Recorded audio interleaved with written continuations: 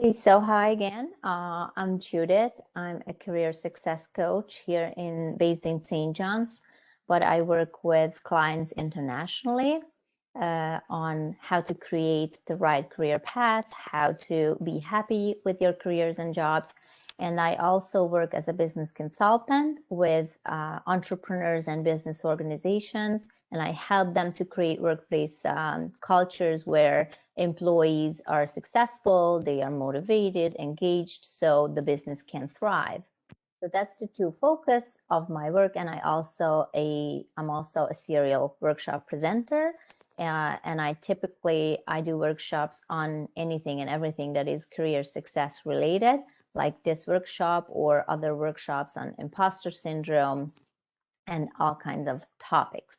So today's agenda, what you will learn today, I will show you the 3 key areas that you need to consider in order to find your right career path, that everyone should look at these things, these areas first, regardless if you're changing your career or you're trying to find the first career path for yourself. And we will use the personal workbook and the exercises in the workbook in order to make it more efficient.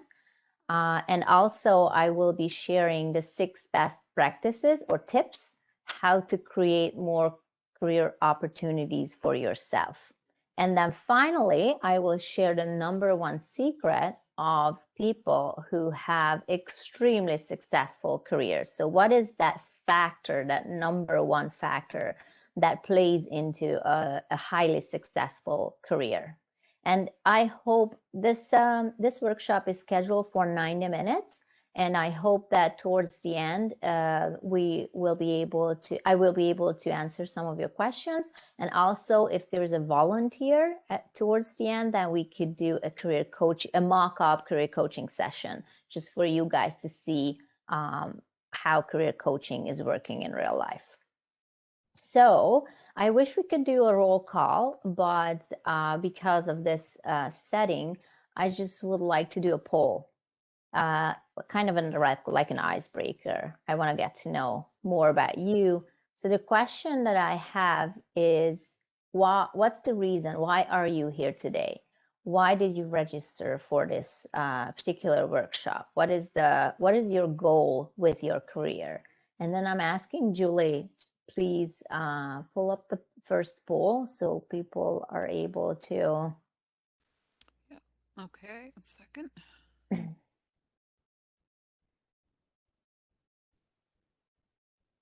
So the categories that I created for you in the poll is like, you are here today because you want to advance your career in your current workplace, which means that you like the place where you work, but you try to find a different position in the same company.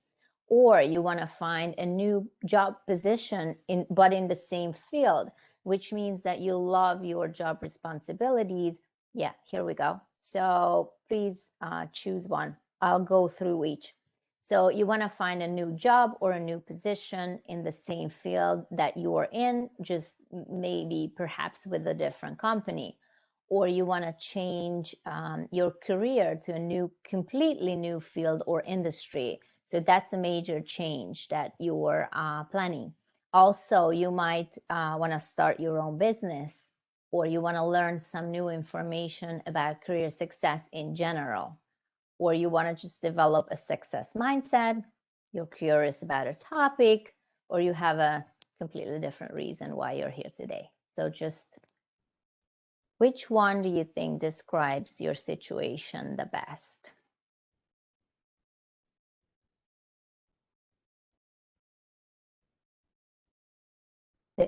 Julie, did we start it? Yep, it started, and I think we're. I think everyone's had a chance to. Oh, no, some people are. Let's give it another couple of seconds.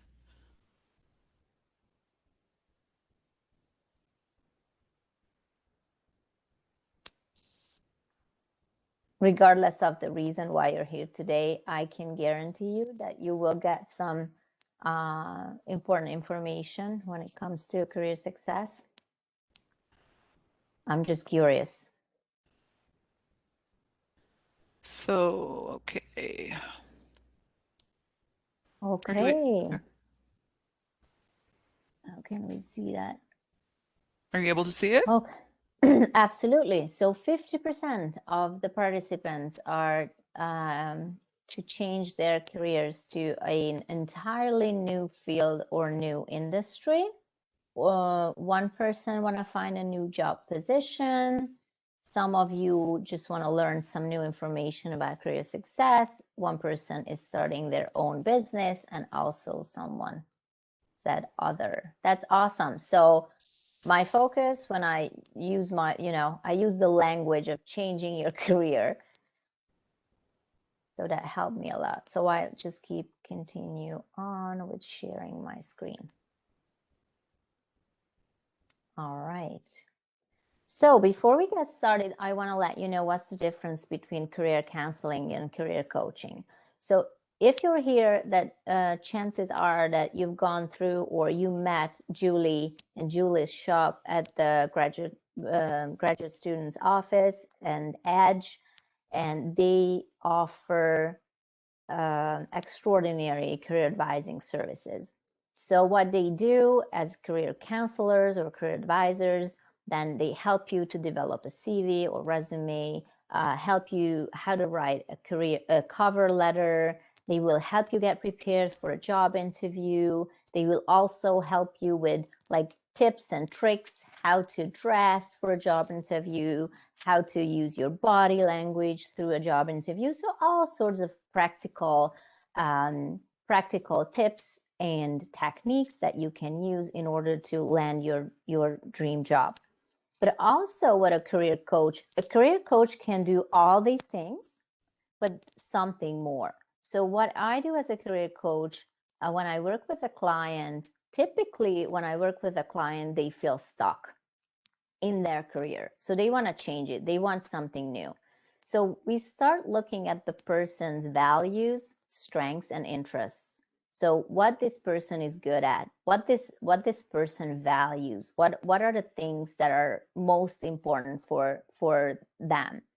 Then doing this self-assessment will help you or the client build an ideal career path that is specific to the person's circumstances, and also it will help the person or my client find their true calling and the purpose in the workplace. So we're not just trying to find an industry or a job position or a job title, but I'm looking at the person as a whole. So it's a holistic approach, whereby I help them to find their own dream career path.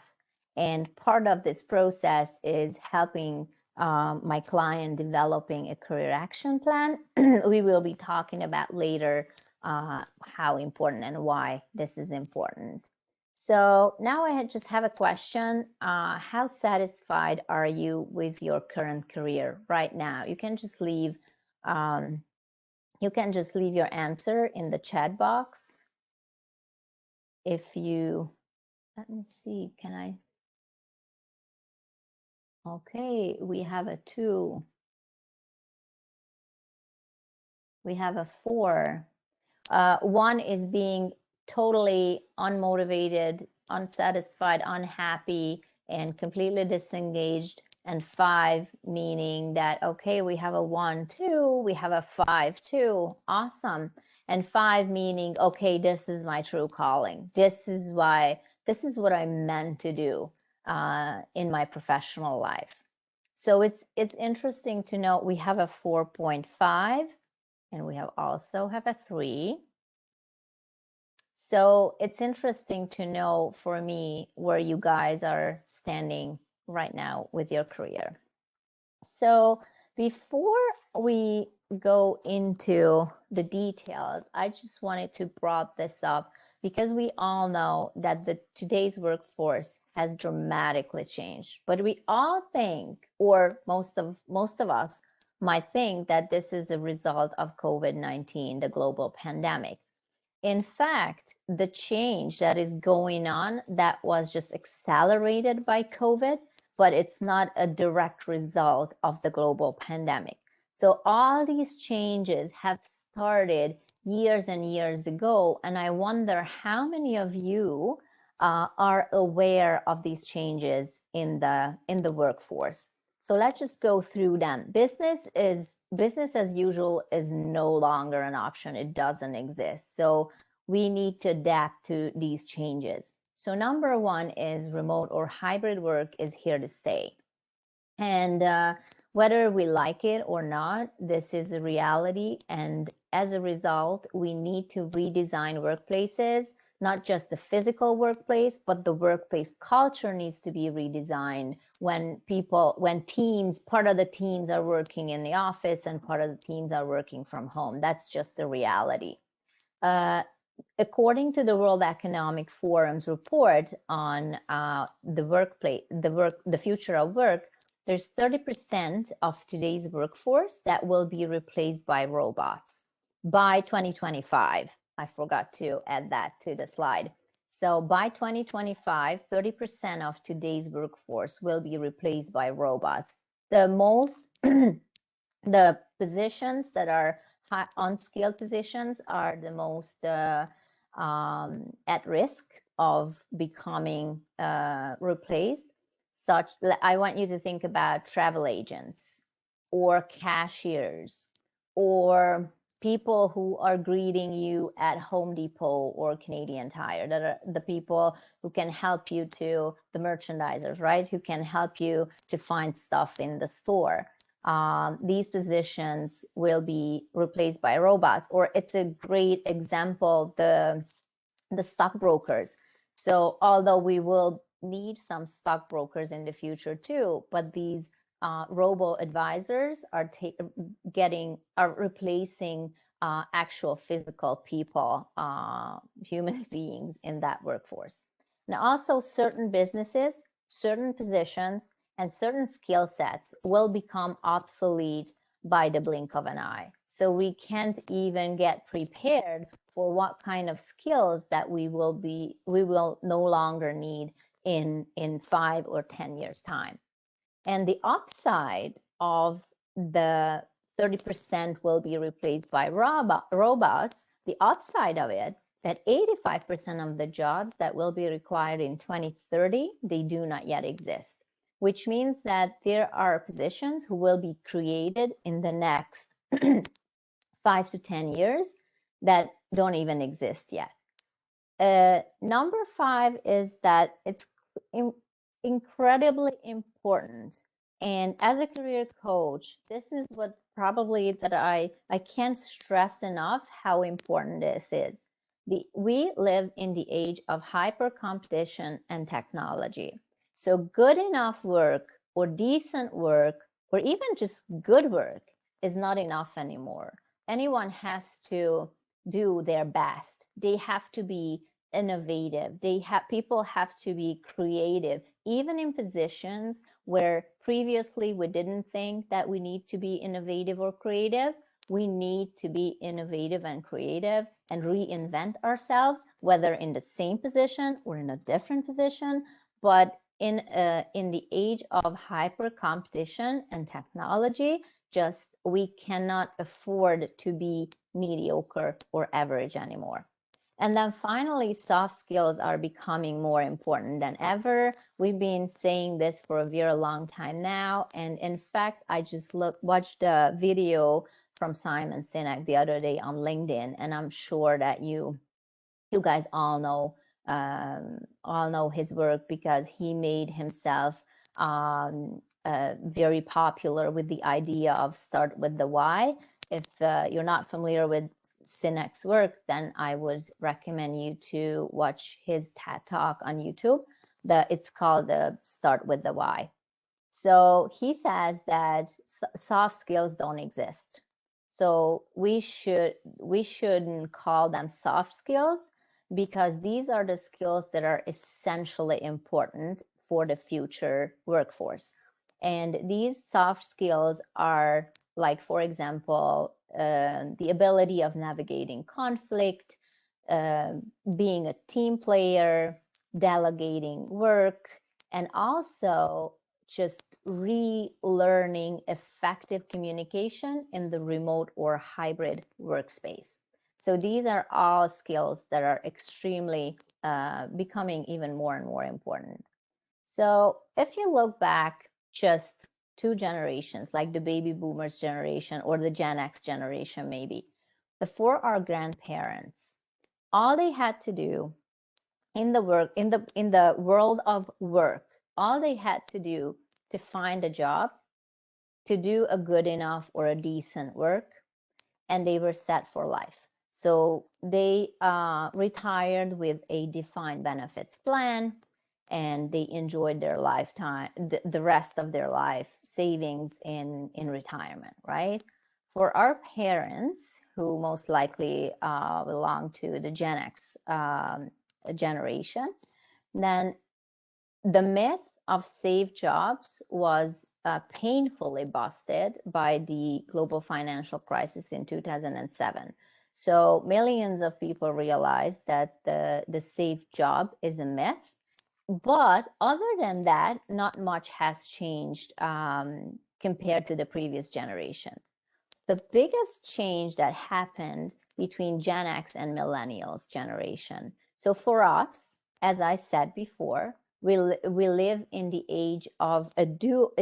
Our age is defined by the duo of hyper competition and technology.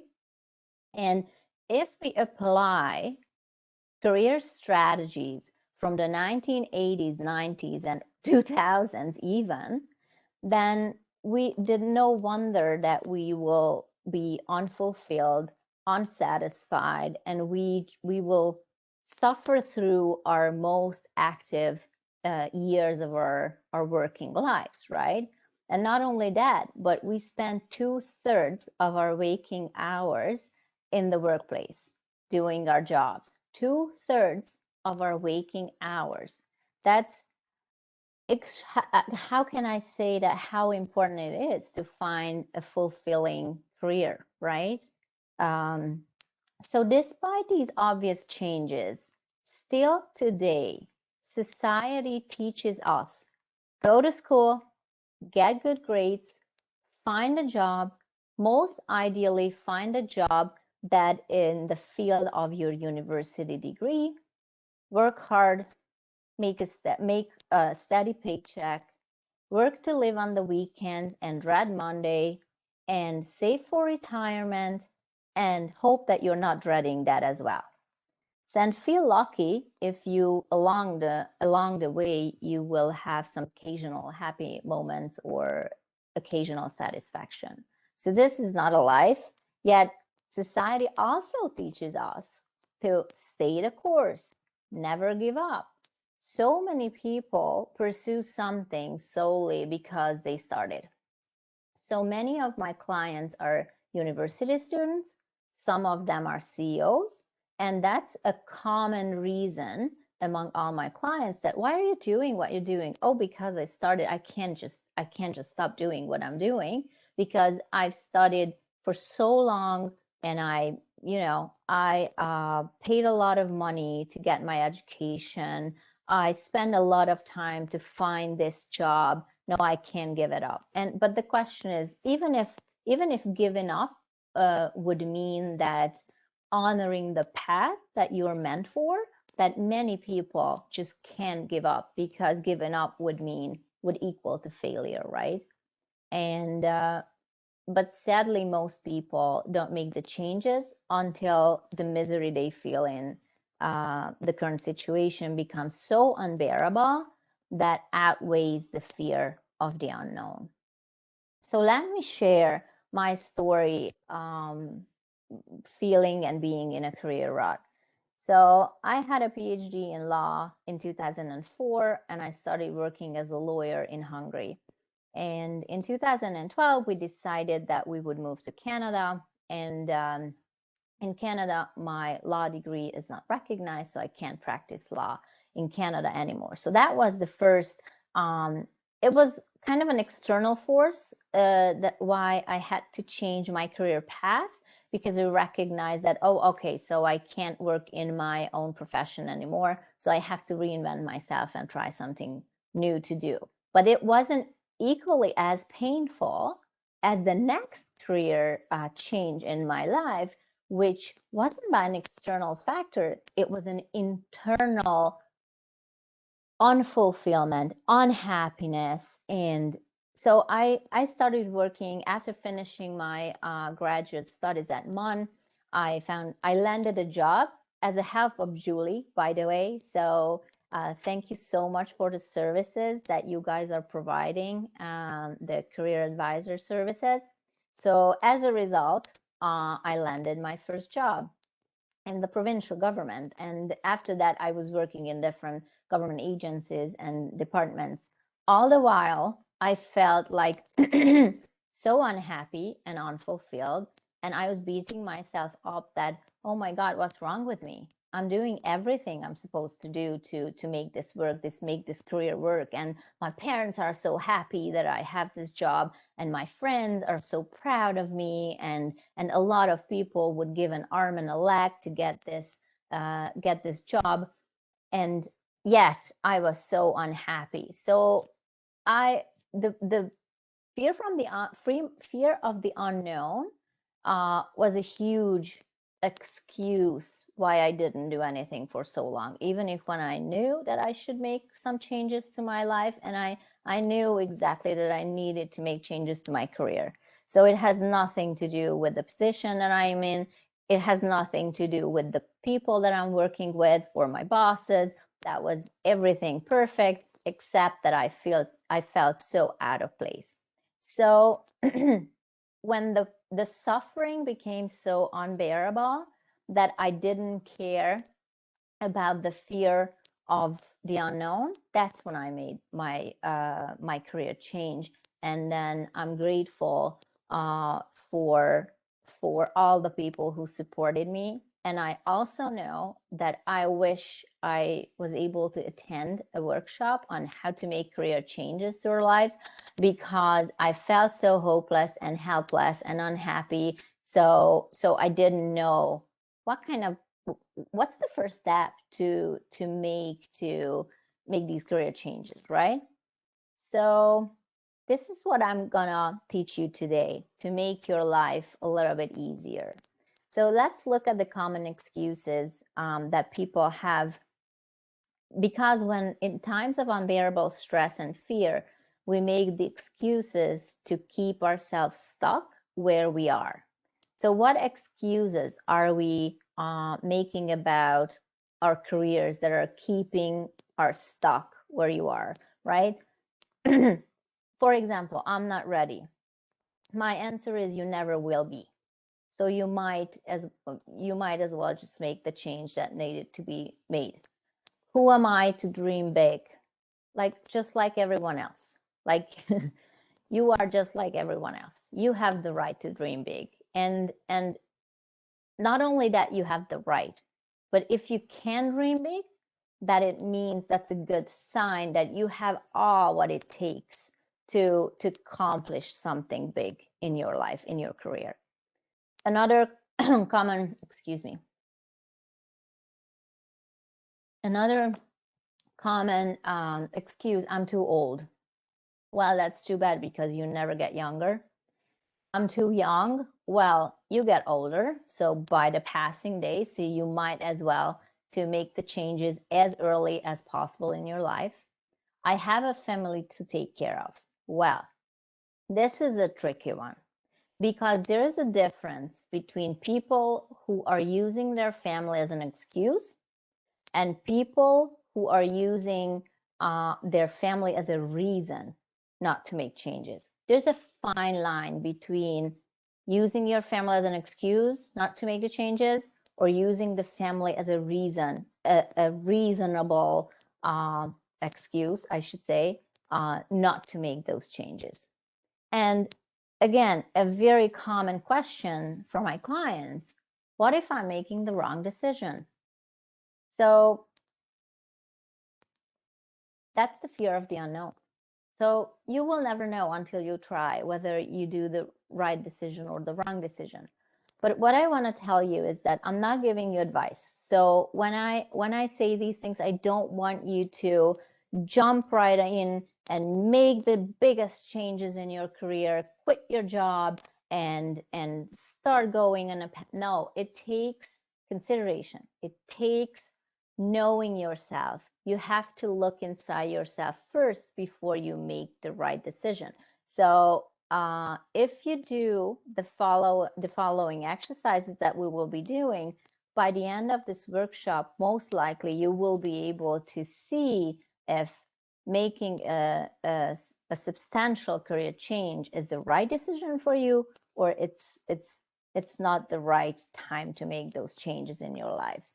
What I don't want you to fall victim to hope addiction, right? Because I operated out of hope for so long that I was hoping that something would change, that one day I would go to my job or my workplace and I would love what I'm doing. I was hoping that that change would come to my life. I was hoping that an opportunity would just open up for me.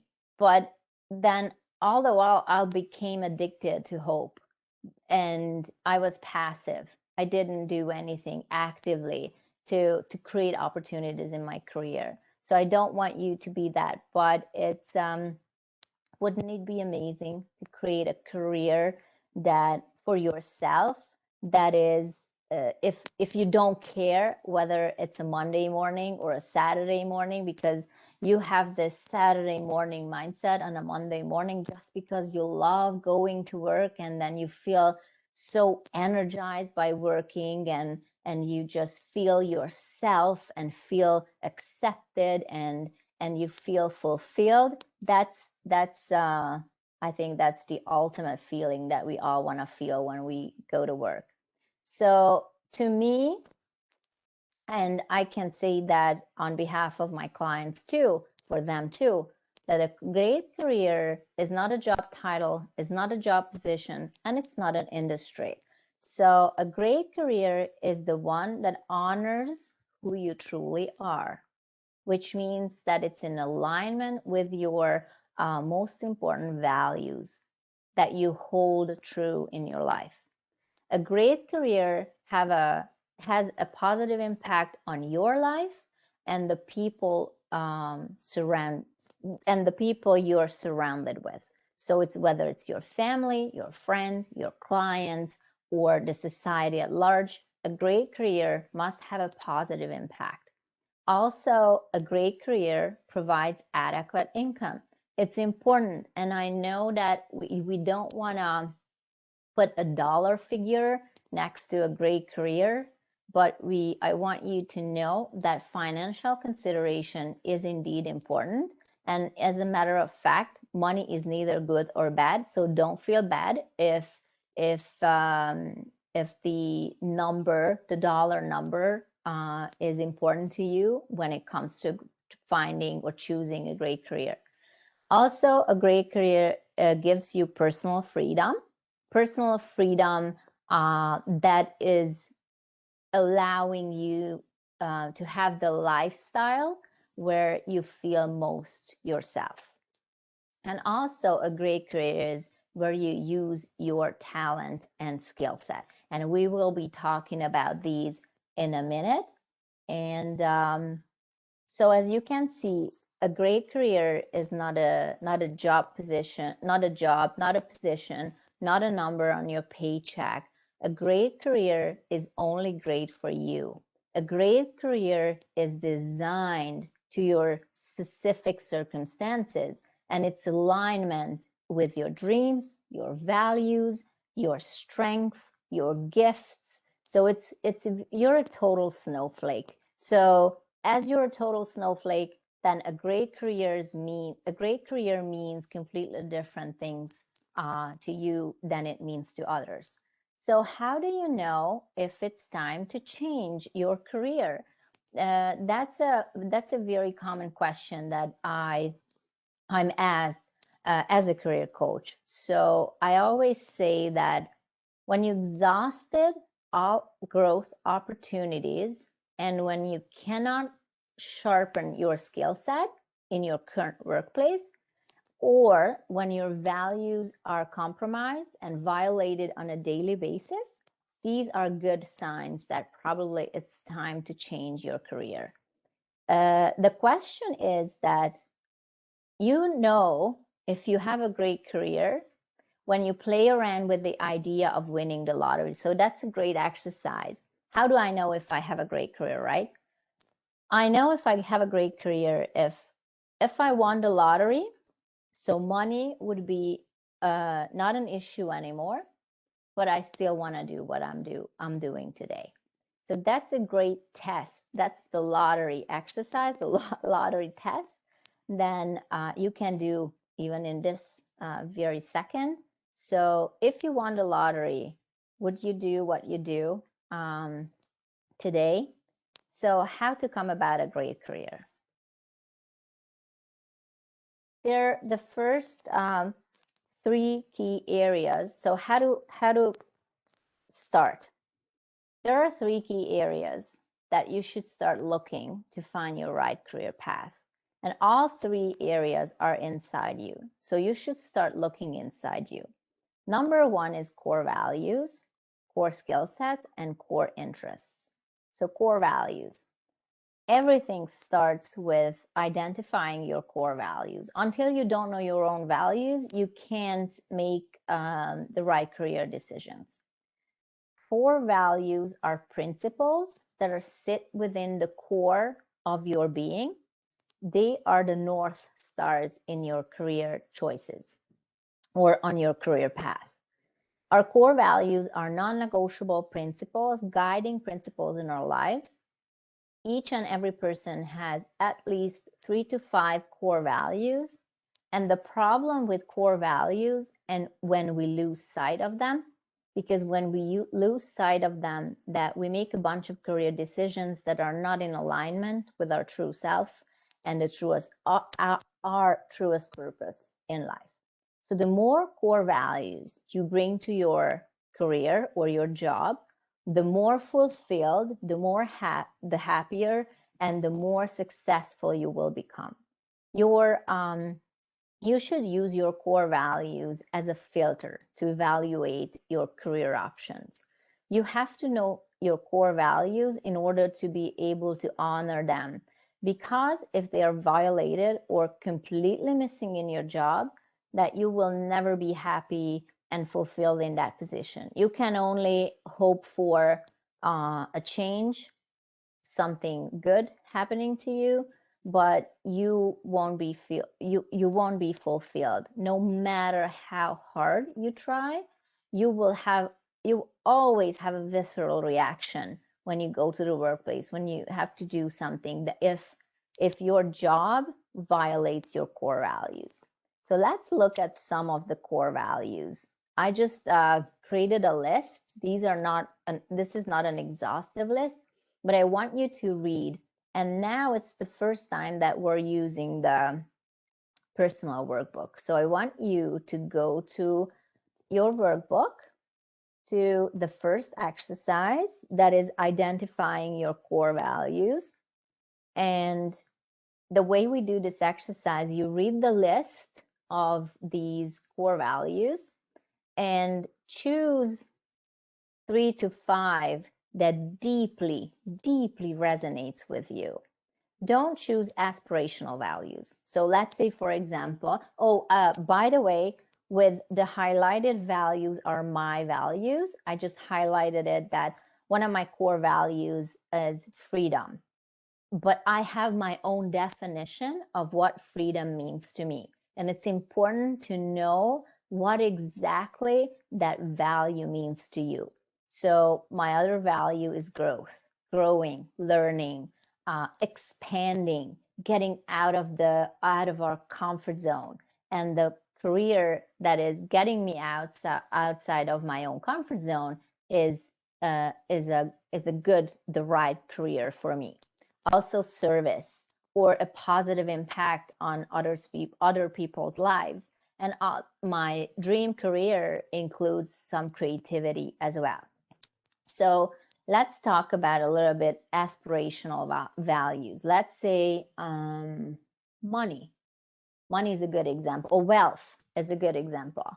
Wealth as in financial wealth, right? A material wealth. These are just, if these are the things, or this is the value that you want in your life, or this is a value when you think about it, it just so deeply resonates with you that you know that, oh my God, this is me. So don't choose aspirational values. Choose the values that resonate, that you can identify with the most. Okay. And now when you have the 3 to, I'll give you just a few seconds. Just write down 3 to 5 core values.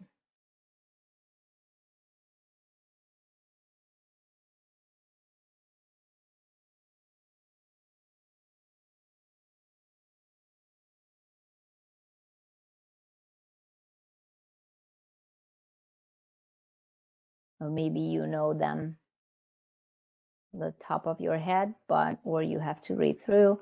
So when you have the 3 to 5 core values that you can identify with, I want you to look at your current job responsibilities and filter each value through your current job.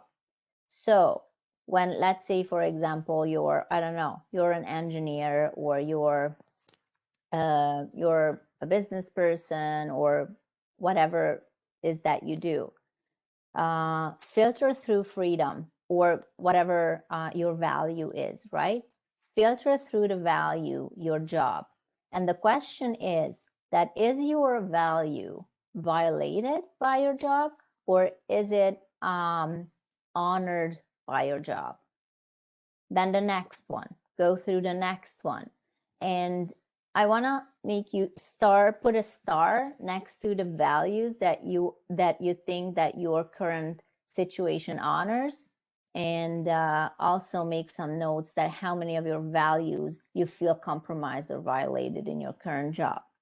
So when you do this exercise with your current situation, if you have a job right now, then I want you to, if you have thoughts of changing your career, I want you to do the same exercise with your dream job, with your dream career. So what is it that you would like to do? And then again, put the star next to the values but most likely all 5 would be honored in this dream job or dream career that you're about to have.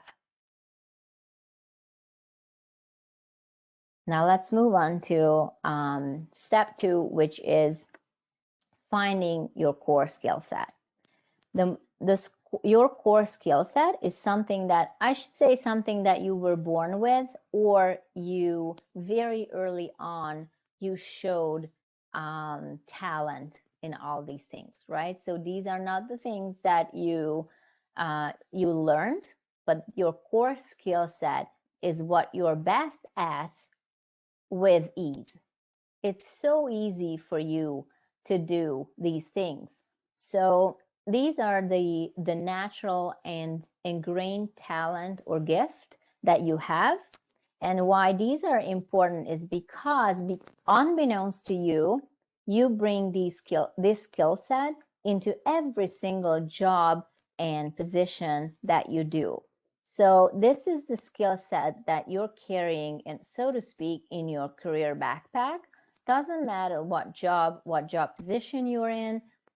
This is the skill set that you most likely will use in a position. But what happens if we overlook these talents? Then probably we will be burnt out, we will be unhappy, because we feel that doing our job requires a lot of effort, a lot of strength, and overcoming difficulties, versus when we use our skill set, our natural skill set in our jobs, then everything seems to be so easy, so natural. It feels so good. So most people have one or two natural gifts or talents, uh, while others have a hard time to find any, but we all have our natural talents. So in order to figure out what is your core skill set, um, I want you to, just 1 second. I want you to think about these categories. So what do you think that you can do better than others, and what of your core skill set do you think, um, uh, which which of these categories your core skill set would fall under? So are you naturally good at numbers? Are you naturally good at words, whether it's written words or spoken words? You are a person that you always built something from toothpick and sand, or even from a napkin, you just created something? Or are you naturally good at innovation? Are you naturally a person who's taking care of others, who are serving others, offering some services from your childhood? Or are you good at motion, any kind of movement like dancing or sports, athletics, etc.? Or your core skill set is in the category of technology, so you can take apart something and build back, and then you understand the mechanism of technology?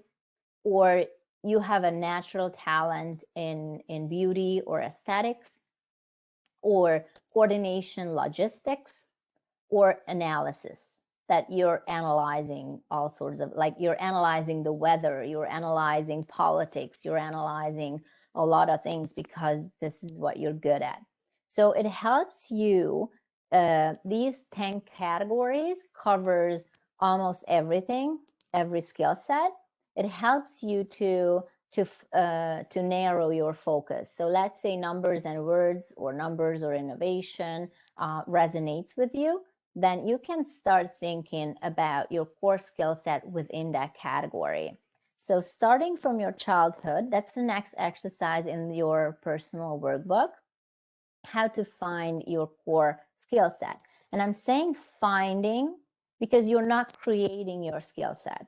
You're finding your core skill set that you already have, that you were born with, because it's so genuine, natural, and so unique to you. So you don't have to develop, you don't have to learn, you don't have to figure out. It's just the only thing that you have to focus inside yourself and find your natural skills. So I want you to think of from your childhood up until these days, and make a list of the things that you think you can do better than others. What is it? Maybe you have the ability of easily convincing people. Maybe you're a great listener. You've always been a great listener. Everybody is pouring their soul out to you. Or you may have incredible fine motor skills that would fall under the building category. Or you have photographic memory, or you have an unfailing memory for names, or maybe your communication skills have always been excellent since as a little child, or you've always loved creating something from nothing, like building and painting and being creative. And so these are just giving you some ideas of how to find your own core skill set. And are also helpful if you think about your accumulated life experiences. So when you list all major life and work experiences that helped you and brought you here where you are today, think about your life from high school up until these days. And I want you to list each and every milestone experience that you've had in your life, whether positive or negative. Because even if something like a negative experience, like such as like a divorce, or going bankrupt or whatever. There's always something, a strength that that you can gain from those negative experiences. So when you think about your skill set, then you think about your accumulated life experiences, then you might be able to realize that, oh, I'm resilient because I'm always bouncing back from difficult situation, or this is my greatest skill set. So it's very important to know your skills, because these are the things that most ideally you will be using in your job, whatever, or in your career, whatever that career might be. And then finally, the third thing to look inside yourself is your passionate interests. So there are two schools or two groups of people. One says that passion is absolute necessary to create a great career. And another group of people say that, okay, well, if you follow your passion, that doesn't mean that you will create a great career, right? So I say that a passionate interest is extremely important. It's necessary to create your own great career.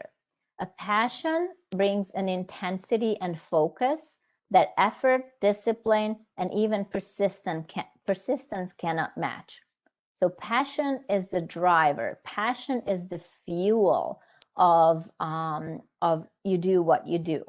So passion provides the drive that causes the mind to race nonstop. So when you're passionate about something, it's almost like your brain cannot think of anything else. You want to, but you can't. Passion is something that it's never going to go away. Passion stays with you for the rest of your life. So find out what you're passionate about. There's a difference between things you like and things that you're passionate about. Let's say I like cooking. I love cooking for my family, but cooking is not my passion, and probably I would make a horrible chef, or I don't want to open a restaurant, right? Or I love massage, but I don't want to be a massage therapist. That's not my passion. So I want you, when you think about your passion, something that you could read about, you could watch documentaries about, like all day long. You would love to talk about this with every single person that you meet during the day. So that is your passion. So some people seem to have too many passions, and others might say that, oh, I don't even know what my passion is. I'm not passionate at anything. But I'm telling you that every single person is passionate about something. There's no personality type that is incapable of finding a sustaining passion. So you have to, if you don't know what your passion is, that's your work. Work to find, put the work in to find your passion. So the next question, once you find your passion, and this could be, we will do the exercise, but once you find your passion, the next question that you want to ask yourself, which of my passions are backed up with my skill set, my core skill set? It's extremely important that the thing that you're passionate about, you should be able to use all your skill set, and these two should match. So now, how to find a topic that you're passionately interested in. Without thinking, without stopping, I want you to write down 10 interests, topics right now that you're interested in, right? This could be anything and everything. You're interested in politics, technology, blog writing. It could be feminism, recycling, climate change. It could be space travel, anything that comes to your mind. What are the things that you're interested in? At least 10 things.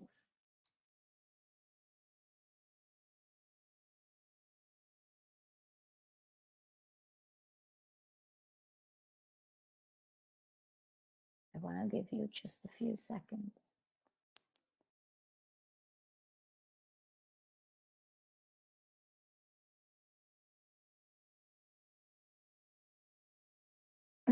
Let me give you an example while you're writing.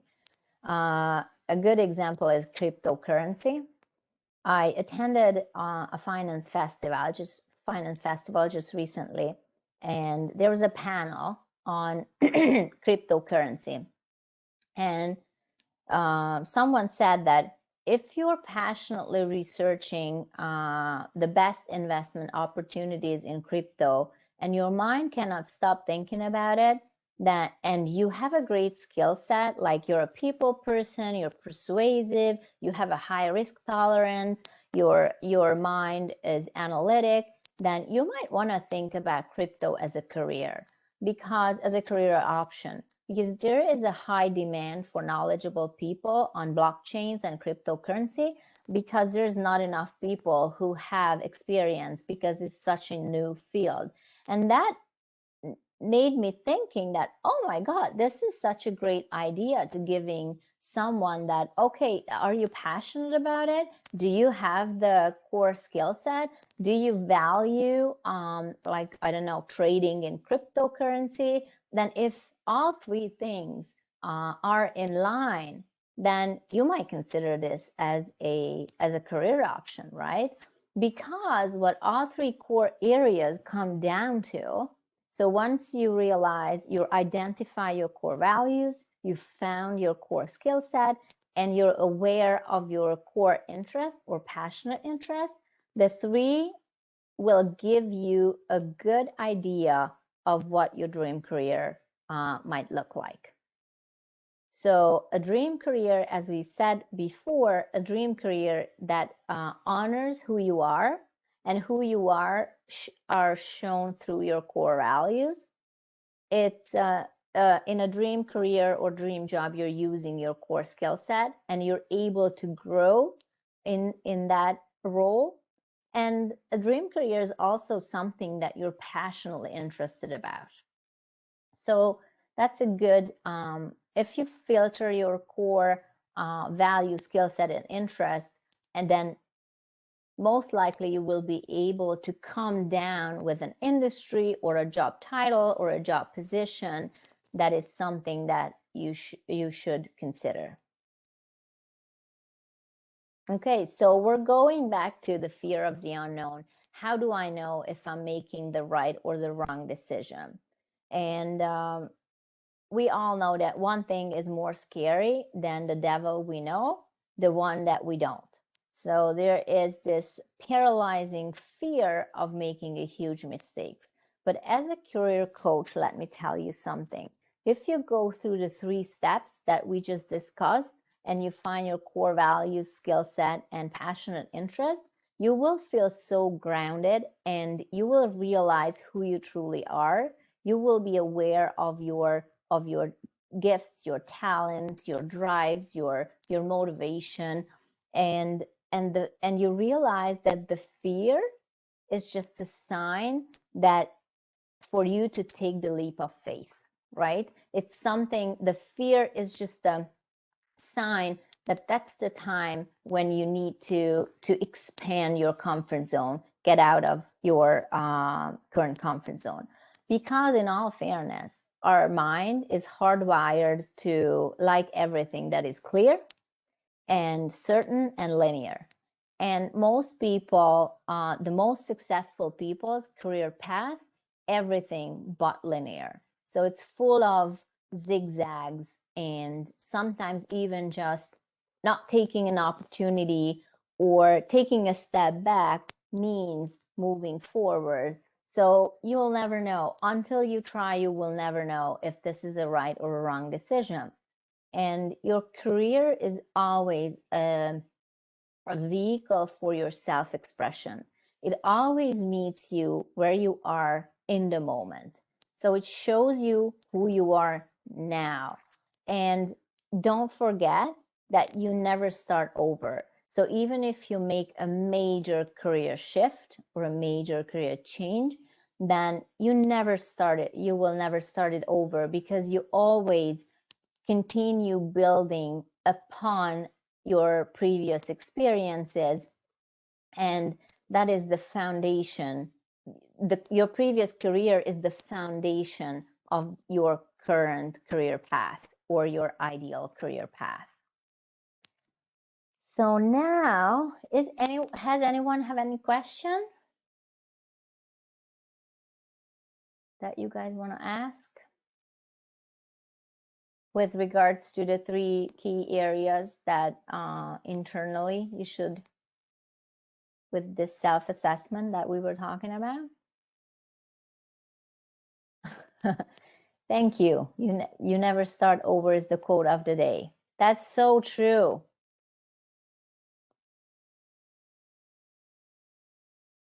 Okay, so no one has any further questions. So now we move on to how to create career opportunities for yourself, right? There are 6 steps, 6 practical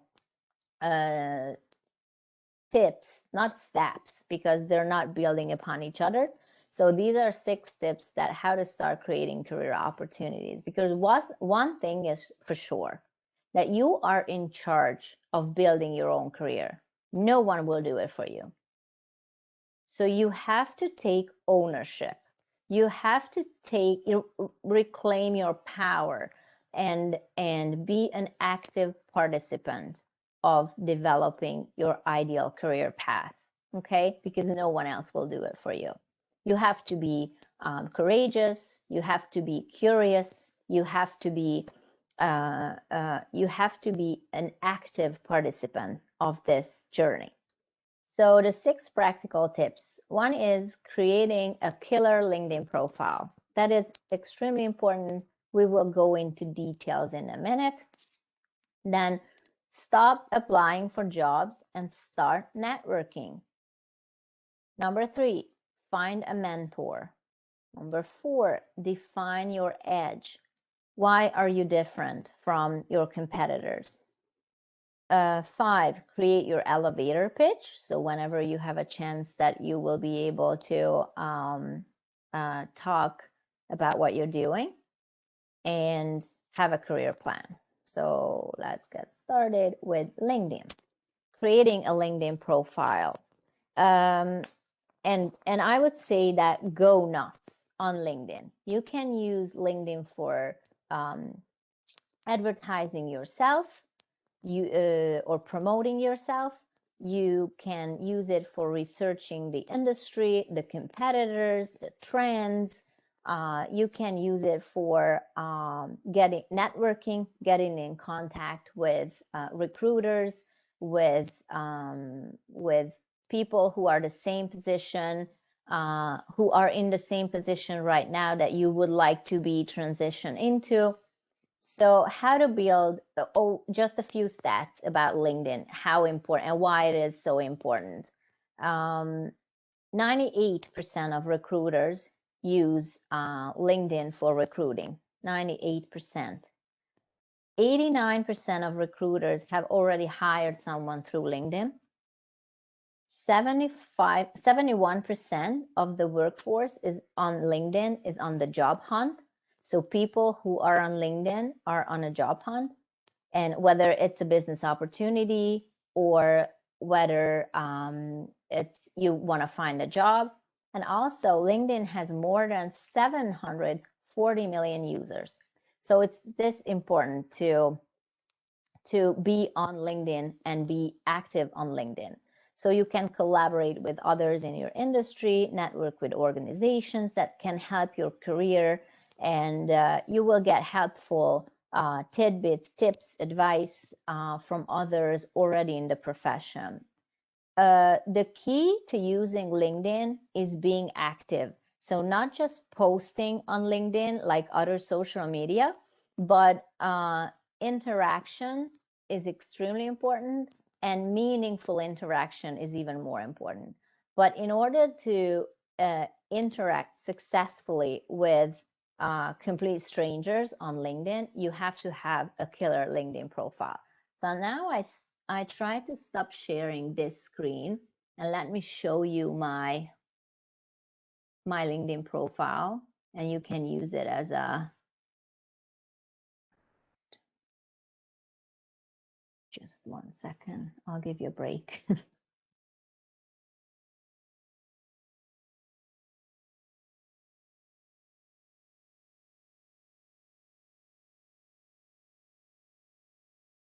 Oh, here it is. So, can you see okay? Can you give me a thumbs up, or just let me know if you can see my LinkedIn? Okay, thank you, Jenna. Okay, so one of the most important things is a professional photo on your LinkedIn profile, because it's, I don't know that, oh, here it is, a stats. Your LinkedIn profile is 14 times more likely to be viewed if you have a photo. So a good professional photo is extremely important. It doesn't have to be overwhelming. You can take your pretty good photos with your iPhone. So you don't need to book an appointment with a professional photographer to do this, except that you should have a very good profile photo. The second most important thing is the headline. So your headline should include keywords that is specific to what you do and is specific to the industry that you would like to work in. And the third thing is the city. You should put in the city and location where you would like to work, not where you live. So let's say, for example, if you live in St. John's, but you are planning to move to Toronto and you're looking for positions in Toronto, then you should put the city Toronto in your profile, because recruiters will find you by location. So location is key. And also, I would encourage you guys to build your professional network. So 500 plus connections, that's the number, that's the maximum number that LinkedIn can show you. So I would encourage you to build your network up to 500 people, because that's a sign. If you have more than 500 connections, that's a good sign that you're an experienced user on LinkedIn. Okay, then also the about section, that it's very important. That's you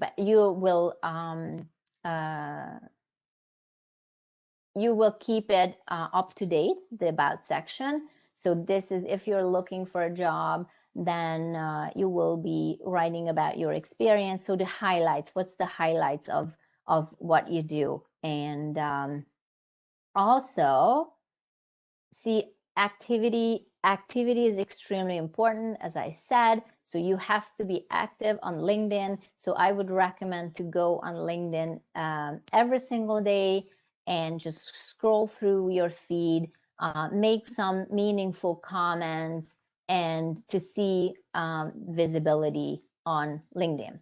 And also, when it comes to your experience, that you can just copy and paste your CV in your LinkedIn experience. That's your work experience. This is what you do, and all the way down, education and volunteer experience.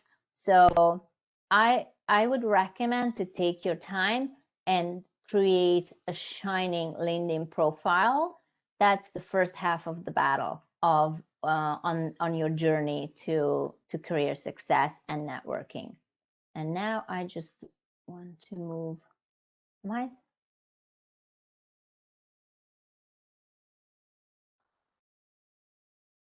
Am I still sharing the screen?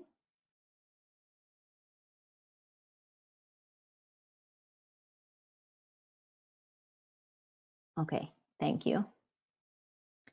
And also, yes, don't forget your contact information. It's typically, you can put your contact information in the about section. It's a very common mistake that people forget to put their contact information. And what happens typically, that recruiters are not reaching out to you through LinkedIn. However, they found you on LinkedIn, they would reach out in email. And this is that the contacting, my advice for contacting people, the same. So go on their profile, look at what they're doing, and if they are important to your career and or finding a job, then search for their emails and then reach out to them in email rather than reaching out to them through LinkedIn. Next one is networking. So it's part of it we touched in how to use LinkedIn, and but I would say that stop applying for jobs that are not a good fit for you, because there's a tendency that people tend to apply for jobs for the sake of peace of mind. Okay, I did everything. Then I applied this job. I submitted my resume. And when I asked the question, I have many clients that were keep applying for jobs. And I was asking them, do you want to get the job? Oh my God, no, I don't even want to go to the interview if I get the interview. So I don't want, then why are you applying? Because this is the way of, I'm creating my career options, my career opportunities, but this is not the right way to do it. So you have to be very specific and narrow focused when it comes to creating your career opportunities, because it's easy to create career opportunities for yourself that you don't want to have, right?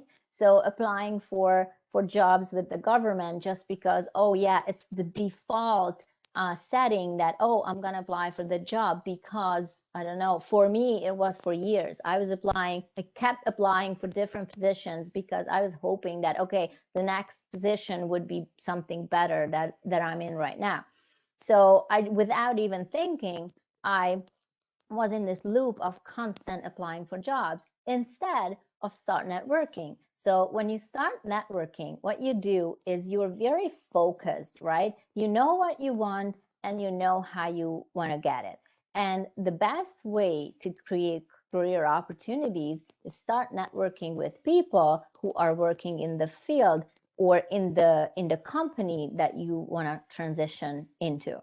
So join workshops and other events. It's never been easier, right? So there are tons of free workshops and networking events and peer networking and all kinds of opportunities that can bring people together globally.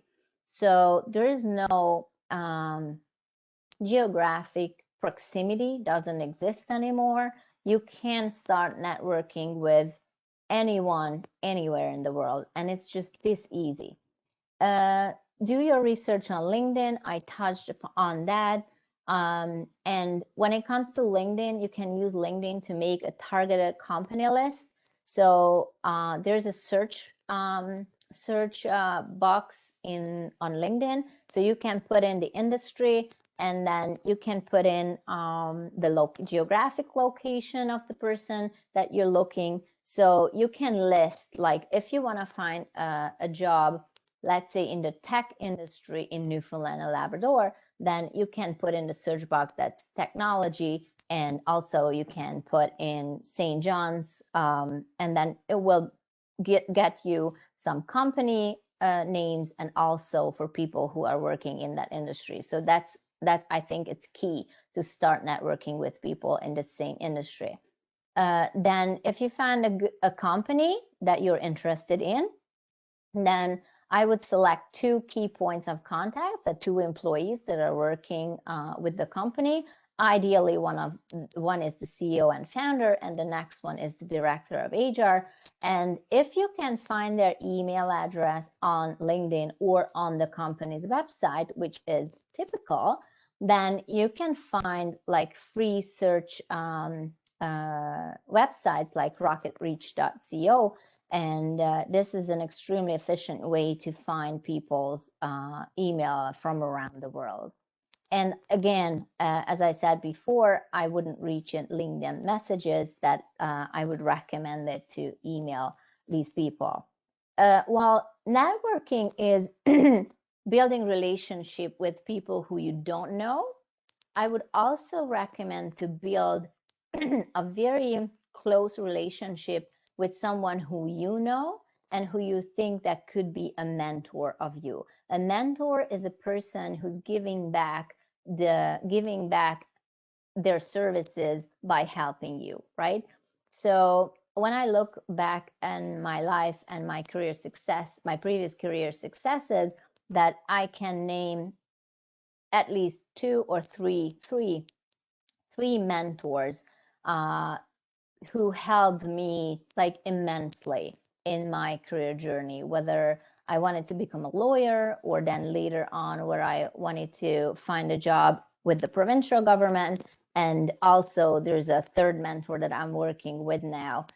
She's helping me tremendously finding my right career path. And then again, defining your edge and creating your elevator pitch. An elevator pitch is a brief, distinctive, and enticing introduction of what you're doing and just briefly touching upon how you're doing it better or differently than others.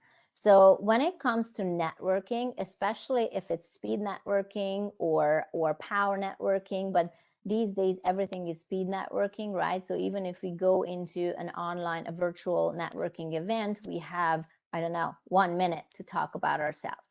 But even if you meet people in person, that you typically you don't have more than 15 to 30 seconds to talk about yourself. So what I would recommend is that write down a one pager of talking points, a few interesting and important facts about you, or what you do, why you're doing it, or if you're looking for a job opportunity, that what are your experiences, what is it that you would like to work, where is it that you would like to work, what kind of company, what kind of vision you have. So I want you to write a one pager, like this is gonna be the foundation of your elevator pitch. Then condense your elevator pitch into 2-3 sentences, like very very brief, very succinct, and the essence of what you're doing and how you're doing it better or differently than others.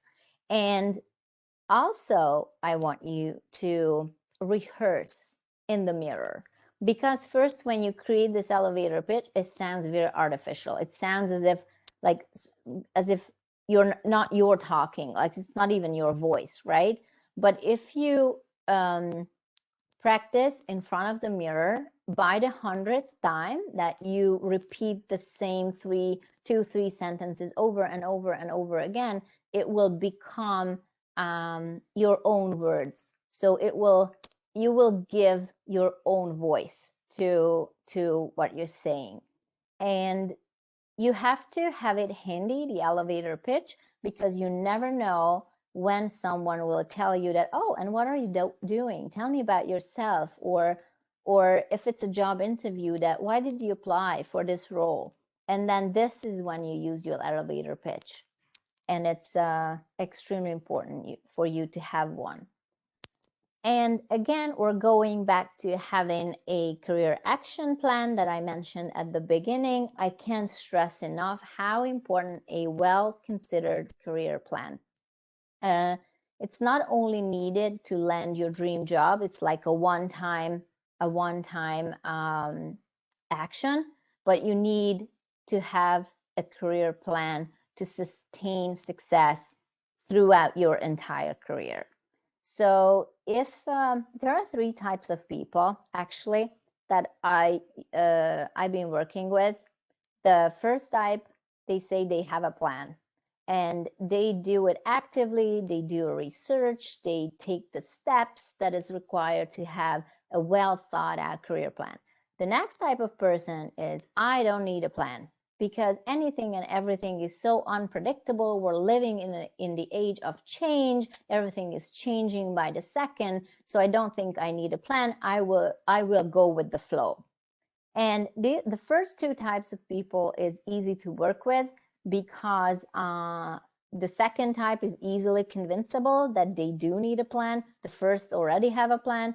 The one type of client that it's the most difficult to work with, who can't understand why they need a plan, therefore they fall into victimhood, and then they say that I can't make a plan, I suck at it, I've never been good to planning in my entire life, I'm not organized, I'm not this, I'm not that.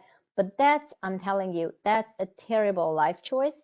It's, you must have a career plan. And now I'm just quickly, I'm checking on the time, and I quickly asking you which type of person you are.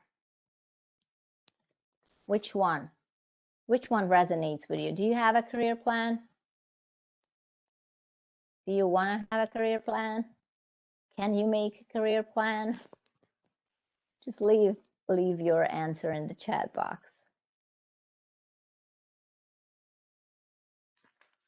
I can't see anything.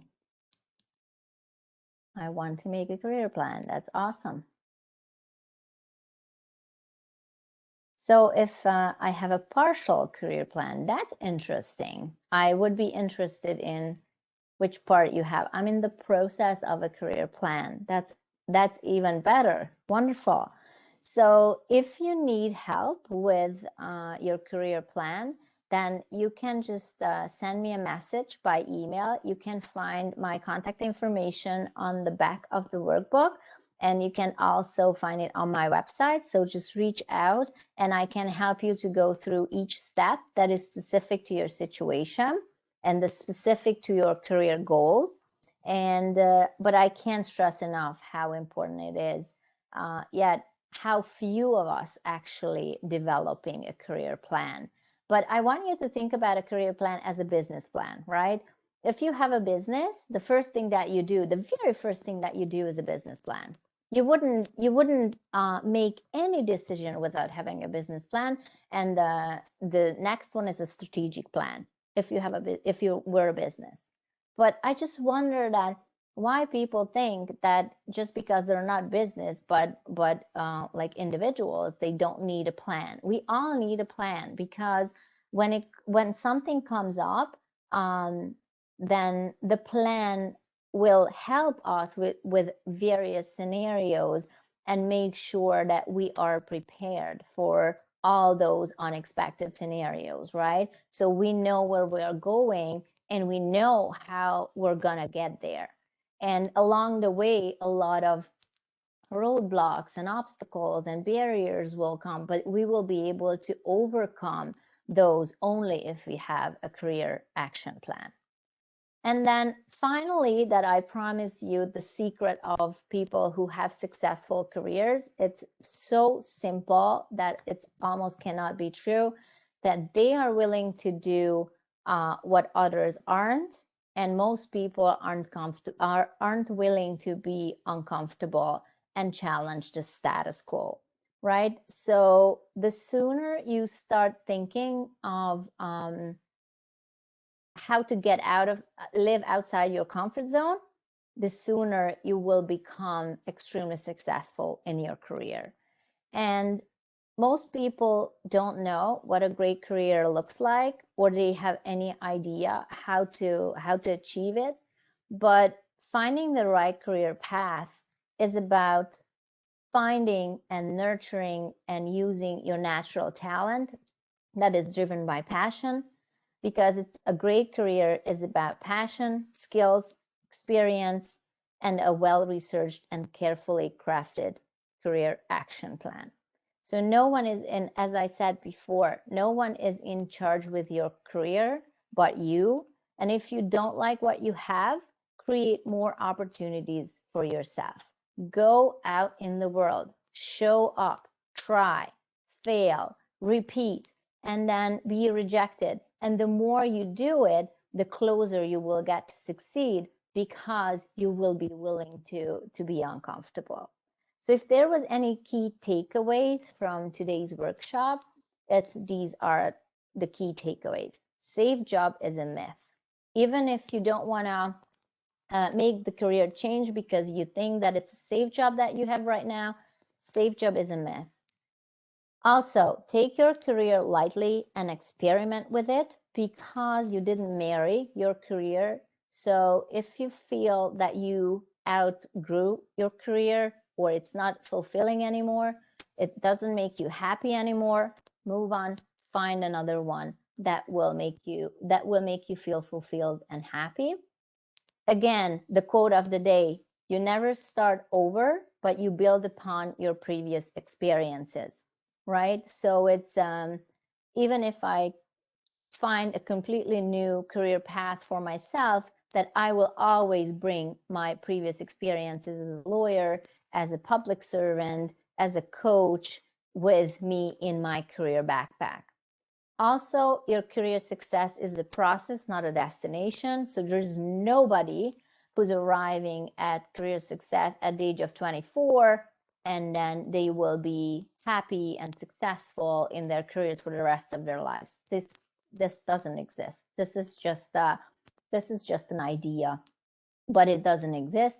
And also, a great career, I want you to remember, it's a great career is a career is great when it honors who you truly are, which means that your career is in alignment with the most important things that you value in your life. And this concludes my workshop. And I open the floor to questions if you have any. Thank you, Judith. I'm going to stop the recording now. So anybody would like to